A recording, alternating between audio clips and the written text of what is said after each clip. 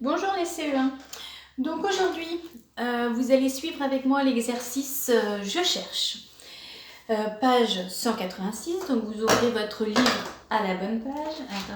J'essaye de me cadrer également dans la vidéo. Donc page 186 et nous allons faire une partie de l'exercice Je cherche. D'accord? Le reste nous le ferons plus tard d'ici quelques semaines. Donc, n'hésitez pas à mettre pause, d'accord? Pour quand si je vais trop vite, vous mettez sur pause, vous revenez en arrière et vous pouvez réécouter ce que je vous disais. C'est ça l'avantage de la vidéo. Alors, pour commencer, nous allons lire le texte A et le texte B, d'accord? Donc, je vais les lire, mais vous suivez avec votre doigt. Le cycliste monte la côte. Il avance lentement. Chaque mètre parcouru l'éloigne du peloton. Sera-t-il le premier de la course? Ça, c'était le texte A. Vous l'avez bien compris. Texte B. Le cycliste grimpe la côte. Il avance doucement. Chaque mètre parcouru l'écarte du peloton. Sera-t-il le vainqueur de la course? Bien. Qu'est-ce qu'on remarque dans ces deux textes? Donc c'est difficile de... L'inconvénient de la vidéo, c'est que je ne peux pas entendre vos réponses. Donc il va falloir que j'imagine vos réponses. Donc je disais, donc, qu'est-ce qu'on remarque pour ces deux textes? Donc ces deux textes sont presque pareils. Pourquoi on dit presque pareil? Ils veulent dire la même chose, je suis d'accord avec vous.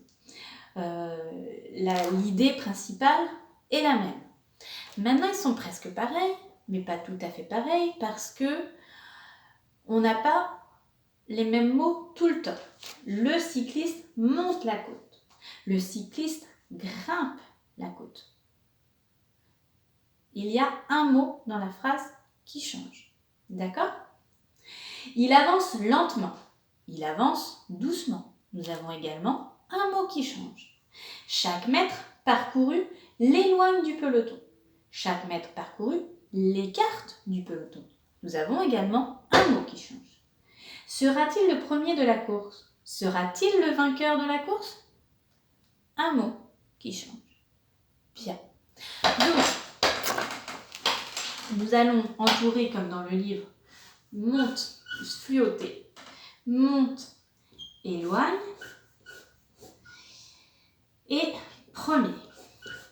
Et maintenant, je vais vous demander, vous allez mettre sur pause une fois que je vous aurai donné la consigne, et ensuite vous écouterez la réponse après, mais vous allez essayer de trouver un mot qui veut dire la même chose dans le texte B, pour monte, un mot qui veut dire la même chose que monte dans le texte B, éloigne, un mot qui veut dire la même chose dans le texte B, et premier, la même chose dans le texte B.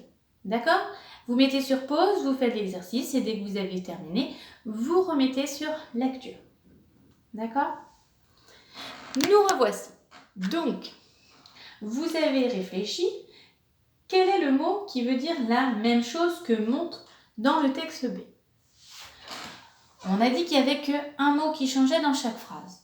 Donc, ça va être le mot grimpe. Le cycliste monte la côte, le cycliste grimpe la côte. On a la même image. Chaque mètre parcouru l'éloigne du peloton. Chaque mètre parcouru l'écarte. Vous avez vu? Il recule. On imagine où ça recule.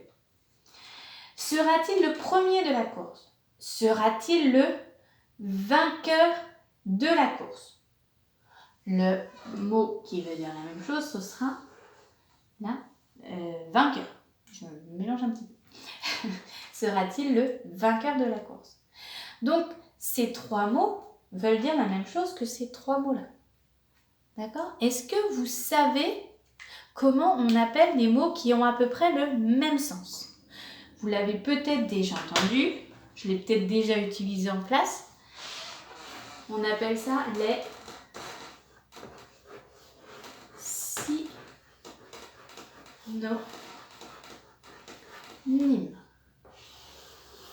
Donc les synonymes, ce sont des mots qui ont presque le même sens, qui veulent dire presque la même chose. Et on utilise souvent les synonymes pour éviter des répétitions. Par exemple, en production d'écrit, là actuellement vous êtes en train de faire votre petit cahier d'écrivain en racontant comment se passe votre confinement. Et ben, vous essayez de réfléchir pour éviter d'utiliser souvent le verbe faire. Par exemple, le verbe faire, on l'utilise régulièrement, on l'utilise presque à toutes les phrases. Je fais la cuisine, je fais ci, je fais ça. Donc bientôt, la semaine prochaine, on essaiera de réfléchir à quels sont les mots qu'on peut utiliser à la place du verbe faire, des synonymes du verbe faire. D'accord ? Et vous pouvez déjà commencer à y réfléchir d'ici la semaine prochaine. Dans le texte, je vais vous demander de me trouver un synonyme du mot, je le souligne, lentement.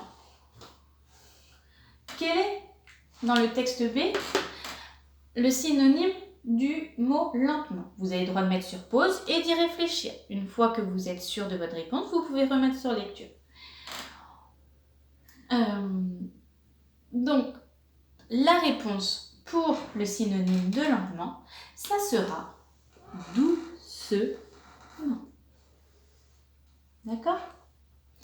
Est-ce que ça va? Donc, ce que je veux que vous reteniez pour aujourd'hui, c'est qu'un synonyme, les synonymes, ce sont des mots qui ont presque le même sens, d'accord? Qui veulent presque dire la même chose.